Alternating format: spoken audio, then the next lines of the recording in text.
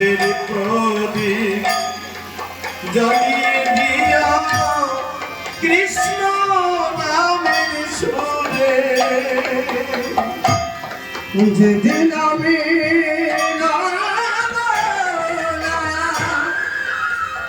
যাবে বহু দূরে প্রদীপ জ্বালিয়ে দিও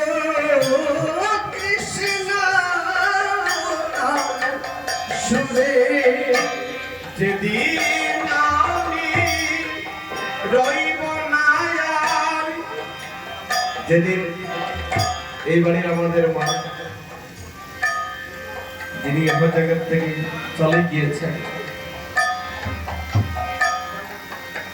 এই দেহ থেকে আমাকে চলে গিয়েছে, তেমনি আমরা সবাই একদিন যেতে হবে।